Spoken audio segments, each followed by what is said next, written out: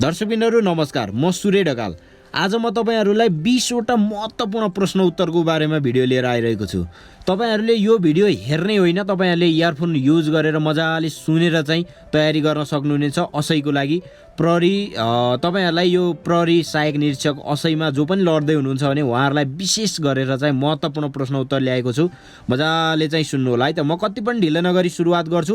प्रश्न भन्दै एन्सर भन्दै, प्रश्न भन्दै एन्सर भन्दै गर्नेछु। म सुरुवात गरेँ है। प्रहरी चौकी प्रमुखका काम कर्तव्य र अधिकारहरू लेख्नुहोस् भनेर एउटा 10 नम्बरमा सोध्ने प्रश्न हो। यसको सही एन्सर के रहेको छ भने नेपाल प्रहरीले शान्ति सुव्यवस्था र समाजमा सुरक्षा तथा अमन चयन कायम गर्ने हेतुले स्थापित विभिन्न पुलिस युनिटहरूमध्ये प्रहरी चौकी सबैभन्दा तल्लो युनिट हो, जसमा आवश्यकता अनुसार प्रहरी नायब निरीक्षक, प्रहरी सहायक निरीक्षक तथा अस्थायी प्रहरी चौकीमा प्रहरी हवलदार समेतले प्रहरी प्रमुखको जिम्मेवारी सम्हालेको अवस्था छ। प्रहरी चौकी प्रमुखको काम कर्तव्य र अधिकारहरू देखाया बमोजिम रहेका छन्। नम्बर 1, प्रहरी जनशक्तिको प्रभावकारी परिचालन, रेखदेख, नियन्त्रण गर्ने र आवश्यक निर्देशन दिने। नम्बर 2, आवश्यकता अनुसार गस्ती, पालो पहरा आदिको व्यवस्था मिलाउने, शान्ति सुरक्षा सम्बन्धी अन्य काम गर्ने वा गराउने। नम्बर 3, सजाय र पुरस्कार लगायतका वृत्ति विकासमा सहयोग गर्ने वा वृत्ति विकासको कार्य गर्ने। नम्बर 4, अपराध नियन्त्रण वा अनुसन्धान गर्ने सिलसिलामा घर वा डेरामा बस्ने व्यक्तिहरूको व्यक्तिगत विवरण सङ्कलन गर्ने। नम्बर 5, आफ्नो कार्यालयमा रहेका सरकारी खजना, मालसामान इत्यादि सुरक्षित ठाउँमा राखी त्यसको शेषता दस्तुर राख्ने वा राख्न लगाउने। नम्बर 6, आफ्नो कार्यालयबाट अनुसन्धान तथा तहकिकात भएका मुद्दाहरूको विवरण सम्बन्धी अभिलेख राख्ने। दर्शकबिनहरू, नम्बर 2 मा रहेको छ अर्को प्रश्न, प्रहरी कर्मचारीले पाउने बिदाको बारेमा लेख्नुहोस्। नेपाल प्रहरी कर्मचारीहरूलाई दिइने बिदाको सम्बन्धमा प्रहरी नियमावली 2071 को परिच्छेद 8 मा नियम 77 देखि 86 सम्म निम्न 8 किसिमका बिदाहरूको व्यवस्था गरिएको छ। बिदा 77 नम्बरमा रहेको छ बिदा नलिई गैर हाजिरी हुन नपाइने। त्यसै गरी चाहिँ 78 नम्बरमा रहेको छ बिदाका किसिमहरू, प्रहरी कर्मचारीले देखाए बमोजिमका बिदाहरू पाउनेछन्। नम्बर 1, भइपरि आउने बिदा 12 दिन। नम्बर 2, घर बिदा 30 दिन। 180 दिनसम्म घर बिदा सञ्चित गरेर राख्न सकिनेछ। यसै गरी नम्बर 3, बिरामी बिदा 12 दिन। नम्बर 4, क्रिया बिदा 15 दिन। नम्बर 5, प्रसुति बिदा 98 दिन। नम्बर 6, प्रसुति स्याहार बिदा 15 दिन। नम्बर 7, सट्टा बिदा, सार्वजनिक बिदाको दिन काम गरे बापत पाइने बिदा सट्टा बिदा हो। नम्बर 8, अध्ययन बिदा 6 वर्ष काम गरेपछि 3 वर्ष पाइने अध्ययन बिदा। प्राविधिक धारतर्फ तपाईहरुको चाहिँ प्राविधिक तर्फ चाहिँ 3 वर्ष काम गरे बापत 3 वर्ष अध्ययन बिदा पाइन्छ। पक्राउ पूर्जी भनेको के हो? घटनापछि फरार रहेका अभियुक्तहरूको खोज तलास गर्ने तथा फेला परेमा पक्राउ गरी कार्यालयमा दाखिला गर्नका लागि प्रहरी कार्यालयले कुनै प्रहरी कर्मचारीलाई खटाउन सक्नेछ। यसरी खटाइएको प्रहरी कर्मचारीलाई सम्बन्धित व्यक्तिको नाममा दिइने पक्राउ गर्ने आदेश हो वा पक्राउ पूर्जी हो।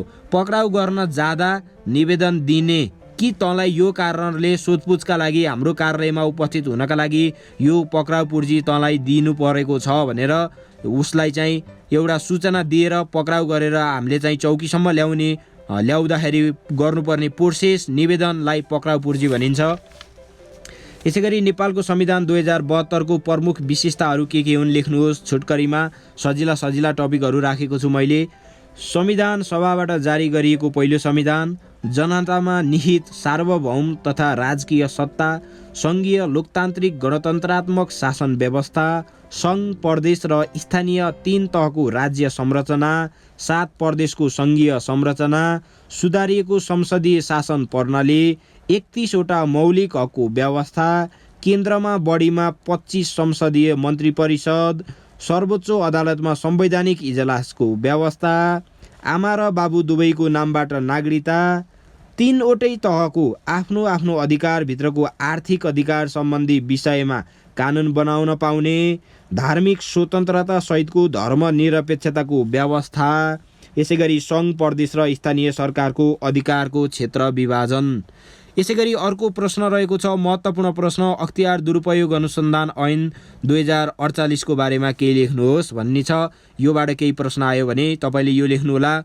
लालमुहर र प्रकाशन मिति 2048 8 महिना 4 गते बुधबार अख्तियार दुरुपयोग अनुसन्धान आयोगको काम कर्तव्य र अधिकारका कुराहरू सार्वजनिक पद धारण गरेको कुनै व्यक्तिले भ्रष्टाचार गरी अख्तियारको दुरुपयोग गरेमा आयोगले अनुसन्धान गर्न वा गराउन सक्नेछ। यसैगरी संविधानको धारा 101 बमोजिम महाअभियोग प्रस्ताव पारित भई पदमुक्त हुने व्यक्ति पदमुक्त भइसकेपछि अनुसन्धान गर्न गराउन सकिनेछ।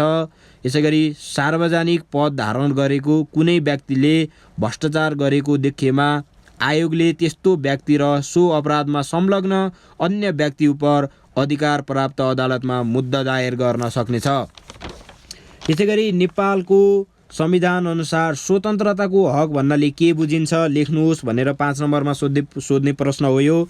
नेपालको संविधानको भाग 3 अन्तर्गत धारा 17 मा स्वतन्त्रताको हक सम्बन्धी व्यवस्था गरिएको छ, जुन यस प्रकार रहेको छ।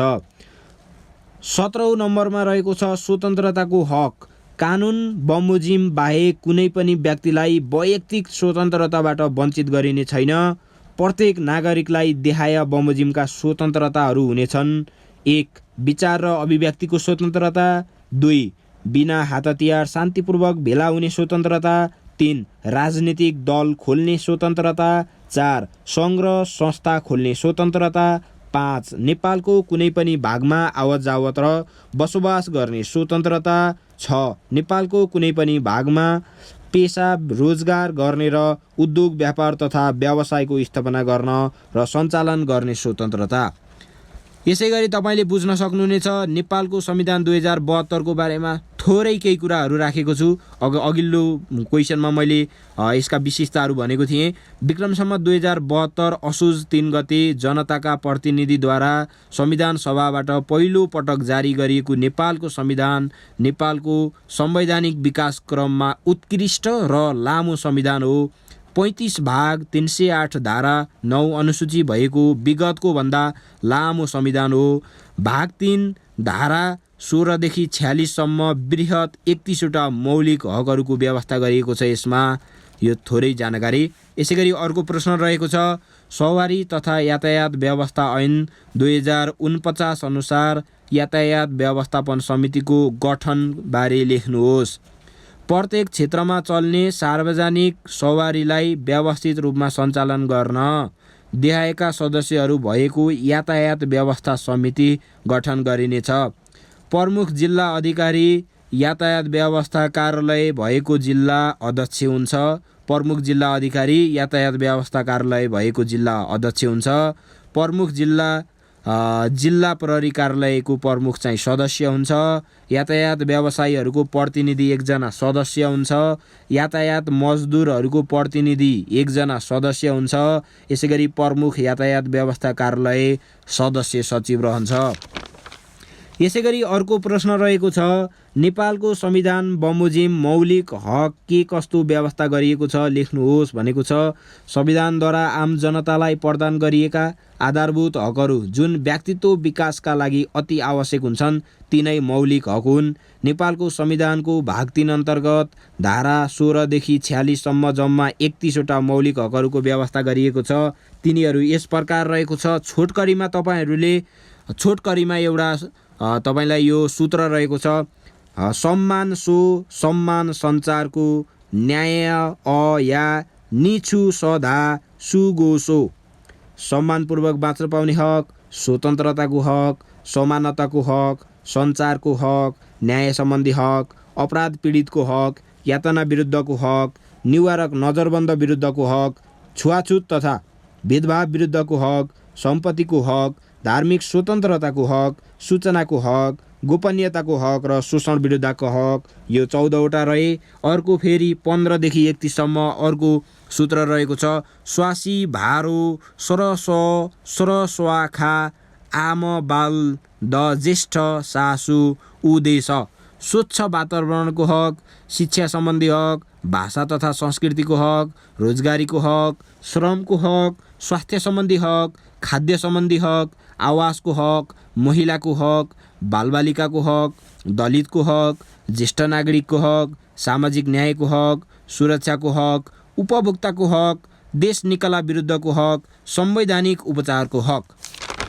यसैगरी अर्को प्रश्न रहेको छ। अर्को प्रश्न अति नै महत्त्वपूर्ण रहेको छ। यो प्रश्न नेपाल प्रहरीमा राजपत्र अनङ्कित श्रेणीहरूमा कुन कुन पदहरू रहेका छन्? हालै यो चाहिँ 2071 को प्रहरी ऐन संशोधन भएर 9औं संशोधनमा 2078 10 महिना 3 गते संशोधन भए पश्चात बनेका नयाँ श्रेणीहरूको बारेमा पनि म तपाईँलाई यसमा जानकारी दिँदैछु।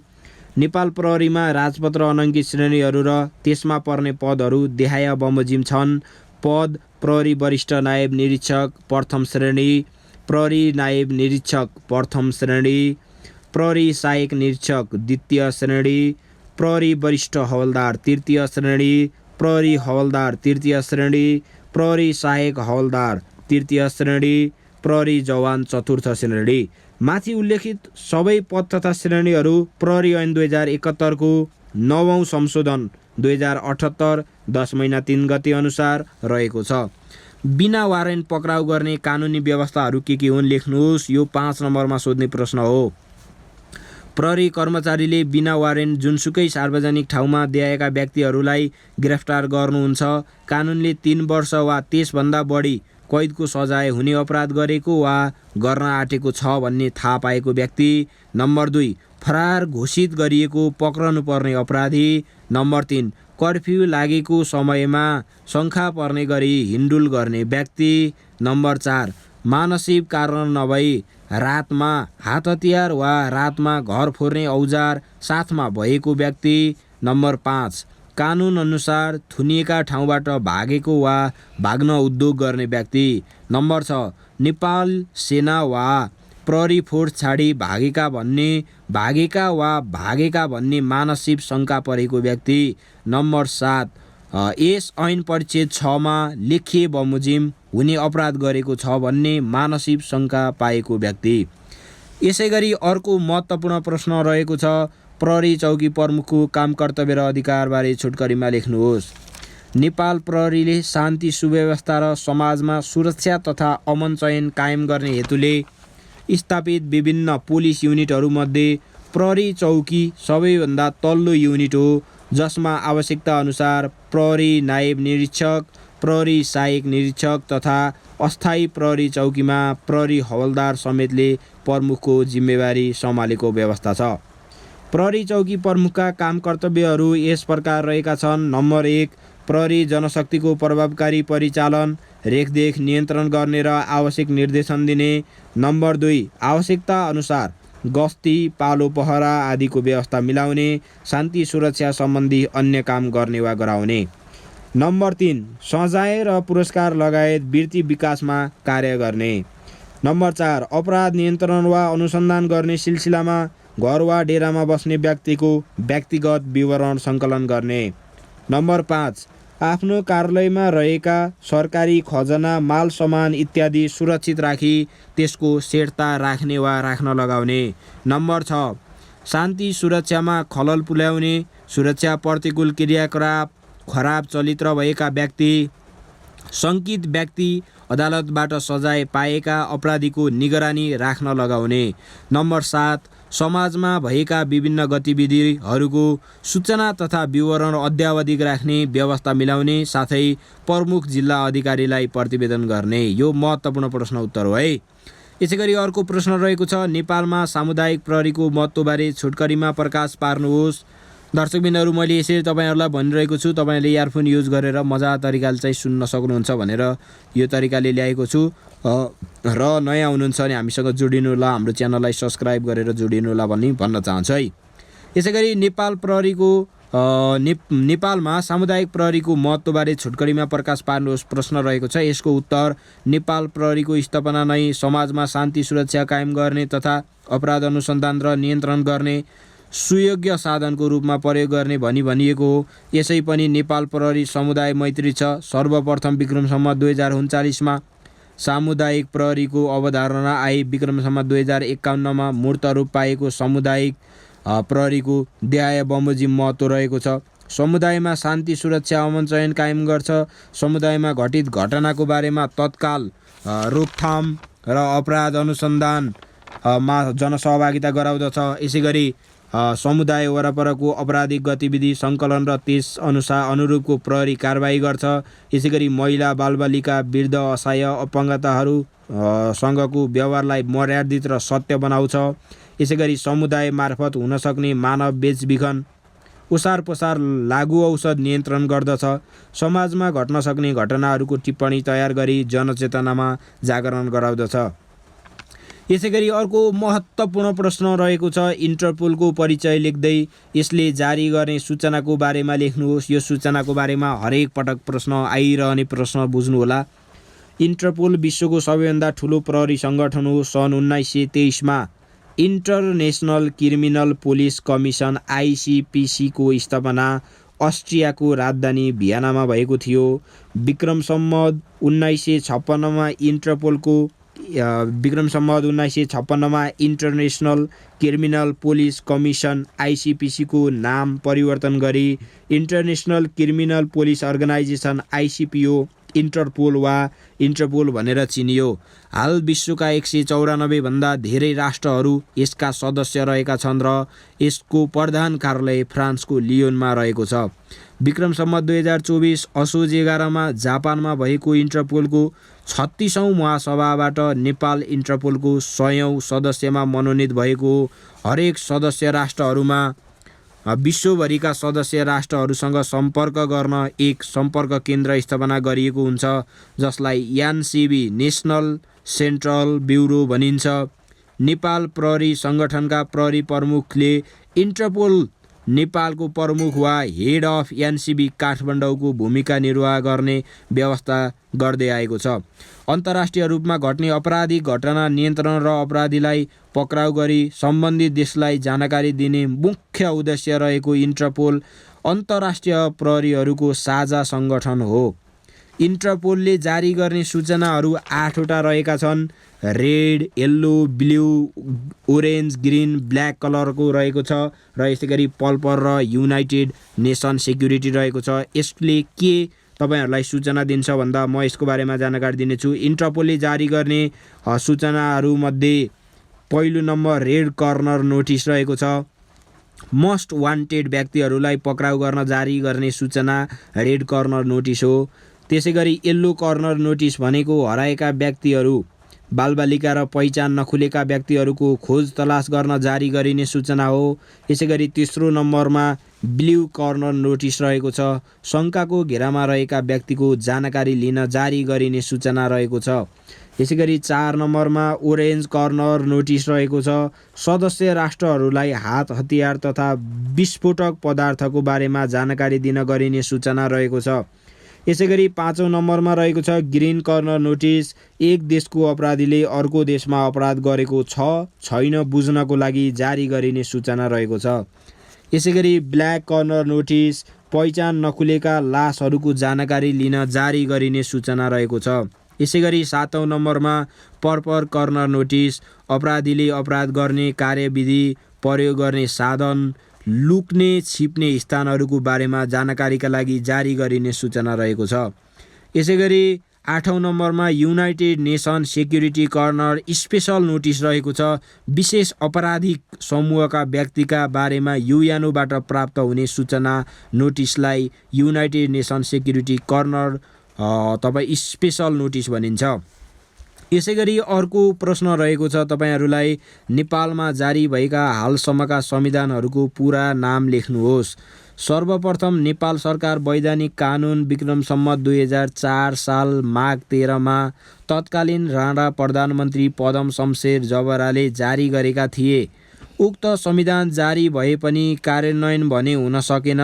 नेपालमा हालसम्म जम्मा 7वटा संविधानहरू जारी भएका छन्। ती हुन्: 1 नम्बरमा नेपाल सरकार वैधानिक कानुन 2004, 2 नम्बरमा नेपालको अन्तरिम शासन विधान 2007, 3 नम्बरमा नेपाल अधिराज्यको संविधान 2015, 4 नम्बरमा नेपालको संविधान 2019, 5 नम्बरमा नेपाल अधिराज्यको संविधान 2047, 6 नम्बरमा नेपालको अन्तरिम संविधान 2063, 7 नम्बरमा नेपालको संविधान 2072। अन्त्यमा यसरी नेपालमा बनेका संविधानहरूमध्ये पहिलो संविधान लागू भएन भने 5वटा संविधान कार्यान्वयन भई खारेज पनि भइसकेका छन् र हाल विक्रमसम्म 2072 असोज 3 गते बनेको नेपालको संविधान कार्यान्वयनमा छ। हालसम्म जारी भएका संविधानको नाम र दुईवटा विशेषताहरू लेख्नुहोस् भनेर सोधिने महत्त्वपूर्ण 10 नम्बरमा सोध्ने प्रश्न रहेको छ। नेपाल सरकार वैधानिक कानुन 2004, यसको दुईवटा विशेषताहरू रहेका छन्। नेपालको संवैधानिक इतिहासमा प्रथम लिखित संविधान, निशुल्क अनिवार्य प्राथमिक शिक्षाको व्यवस्था। दोस्रो नम्बरको संविधान रहेको छ नेपालको अन्तरिम शासन विधान 2007। यसका विशेषताहरू: यो संविधानको मस्यौदा भारतमा तयार गरिएको, प्रथम पटक राज्यका नीति निर्देशक सिद्धान्तको व्यवस्था गरिएको। अर्को संविधान रहेको छ नेपाल अधिराज्यको संविधान 2015। यसका दुईवटा विशेषताहरू: महालेखा परीक्षक, लोकसेवा आयोग, संवैधानिक व्यवस्था गरेको, यसैगरी सर्वोच्च अदालत अभिलेख अदालतका रूपमा रहने व्यवस्था गरिएको। अर्को संविधान रहेको छ नेपालको संविधान 2019। यसका दुईवटा विशेषताहरू: जन्मसिद्ध र अङ्गीकृत गरी 2 किसिमको नागरिकताको व्यवस्था गरिएको, पञ्चायतका विभिन्न निकायको गठन गरी स्थानीय निकाय समेतको व्यवस्था गरिएको। 5औं नम्बरमा रहेको छ नेपाल अधिराज्यको संविधान 2047 का विशेषताहरू: संसदीय शासन प्रणाली, संवैधानिक राजतन्त्र र बहुदलीय प्रजातन्त्रको सुदृढीकरण, कानुनी राज्यको अवधारणा साकार पार्ने उद्देश्य राखेको। यसैगरी 6औं नम्बरमा रहेको संविधान नेपालको अन्तरिम संविधान 2063 का विशेषताहरू: जनताका प्रतिनिधिद्वारा जारी गरिएको, धर्मनिरपेक्षताको व्यवस्था गरिएको, सार्वभौम सत्ता तथा राजकीय सत्ता नेपाली जनतामा निहित रहेको। यसैगरी नेपालको संविधान 2072 मा भएका विशेषताहरू तपाईहरुलाई अघिल्लो प्रश्नमा भनिसके, यसमा पनि भन्नेछु, सुन्नुहोला। संविधान सभाबाट जारी गरिएको पहिलो संविधान, सङ्घ प्रदेश र स्थानीय 3 तहको राज्य संरचना, 7 प्रदेशको सङ्घीय संरचना, 31 वटा मौलिक हकको व्यवस्था, आमा वा बाबु दुवैको नामबाट नागरिकता, संविधानमा नै सङ्घ प्रदेश र स्थानीय सरकारको अधिकारको क्षेत्र विभाजन, गैर आवासीय नेपालीले पनि नागरिकता प्राप्त गर्न सक्ने, सुधारिएको संसदीय शासन प्रणाली, सङ्घीय संसद र प्रदेश सभाका सदस्यहरूबाट निर्वाचित राष्ट्रपति, प्रधानमन्त्री प्रमुख कार्यकारी 2 वर्षसम्म अविश्वास प्रस्ताव राख्न नपाइने, 3 वटै तहले आफ्नो अधिकारभित्रको आर्थिक अधिकार सम्बन्धित विषयमा कानुन बनाउने, 3 वटै तहले आर्थिक अधिकार क्षेत्रभित्रको विषयमा कर लगाउन र ती स्रोतबाट राजस्व उठाउन सक्ने। यसैगरी अर्को महत्त्वपूर्ण प्रश्न रहेको छ क्षेत्रीय प्रहरी कार्यालयको मातहतमा रहने प्रहरी कार्यालयहरू के हुन्, को हुन्, कुन हुन् भनेको छ। यसमा 7 वटा रहेका छन्। क्षेत्रीय प्रहरी कार्यालयको मातहतमा रहने प्रहरी कार्यालयहरू 7 वटा रहेका छन्। 1 नम्बरमा सशस्त्र प्रहरी गण, 2 नम्बरमा प्रहरी पहरा गण, 3 नम्बरमा जिल्ला प्रहरी कार्यालय, 4 नम्बरमा दङ्गा नियन्त्रण प्रहरी गण, 5 नम्बरमा क्षेत्रीय प्रहरी तालिम केन्द्र, 6 नम्बरमा ट्राफिक प्रहरी कार्यालय, 7 नम्बरमा क्षेत्र स्तरका अन्य प्रहरी कार्यालयहरू। यसैगरी अर्को प्रश्न रहेको छ खान तलासीको परिभाषा दिँदै खान तलासी दिँदा ध्यान दिनुपर्ने कुराहरू उल्लेख गर्नुहोस्। यो 10 नम्बरमा सोध्ने प्रश्न रहेको छ। कुनै पनि स्थान, ठाउँ विशेष तथा व्यक्तिको सवारीको समेत आवश्यकता अनुसार दर्जा पुगेको प्रहरी कर्मचारीद्वारा लिएको कानुन बमोजिमको खोज वा कार्य गर्नु नै खान तलासी हो। अपराध अनुसन्धानको दृष्टिले हेर्दा फौजदारी कार्यविधि संहिता 2074 को अनुसूची 1 भित्र पर्ने अपराधसँग सम्बन्धित कुनै व्यक्ति, माल सामान, चीज वस्तु कुनै घर स्थानमा राखिएको छ भन्ने शङ्का लागेमा वा भरपर्दो सूचना प्राप्त भएमा दर्जा पुगेको प्रहरी अधिकृतले सम्बन्धित ठाउँमा गई खोजी गर्ने कार्यलाई खान तलासी भनिन्छ। खान तलासी गर्दा ध्यान दिनुपर्ने कुराहरू यस प्रकार रहेका छन्। कानुन बमोजिम तोकिएको समयमा मात्र खान तलासी लिने, खान तलासी लिनुपर्दा खान तलासी लिने बखतमा तत्काल बसोबास गर्ने व्यक्तिलाई लिखित सूचना दिनुपर्ने, नम्बर 3 मा खानतलासी लिँदा विद्यमान कानुनले तोकेको ढाँचामा मुचुल्का तयार गर्नुपर्ने। 4 नम्बरमा रहेको छ खानतलासी गर्नु पूर्व आफ्नो समेत खानतलासी लिन लगाउने। 5 नम्बरमा रहेको छ खानतलासी गर्दा महिला मात्र रहने वा बस्ने ठाउँ वा कोठामा सम्भव भएसम्म महिला प्रहरी वा अन्य महिला समेत लिई घरभित्र प्रवेश गरी कानुन बमोजिम खानतलासी गर्ने। नम्बर 6 मा रहेको छ महिलाको शरीरको तलासी लिँदा महिला प्रहरी वा तत्काल उपलब्ध नभएमा अन्य कुनै महिलाद्वारा गर्नुपर्ने। 7औं नम्बरमा कुनै व्यक्ति घर वा ठाउँको खानतलासी लिन पाउने अधिकारीले आफू खानतलासी लिन पाउने अधिकारी भएको कुरा वा अधिकार भएको भनी परिचय पत्र देखाउनु पर्ने। खानतलासी बरामदी मुचुल्काको ढाँचा जान्नुपर्ने छ। यसमा पनि तपाईँलाई एउटा मैले भिडियो लिएर आउनेछु यसै सनलाइट टिभी मार्फत। यसै गरी पक्राउ भन्नाले के बुझिन्छ, कसैलाई किन पक्राउ गर्नुपर्दछ, अवस्थाहरू लेख्नुहोस्। पक्राउ गर्नुपर्ने अवस्थाहरू रहेको छ। यो महत्त्वपूर्ण प्रश्न हो। यो पनि महत्त्वपूर्ण मात्र ल्याएको छु आजको यस भिडियोमा। सरकारले कुनै काम कारबाहीका लागि कसैलाई कडाइका साथ प्रहरी आदिद्वारा बोलाउनु वा गिरफ्तार गर्नु नै पक्राउ हो।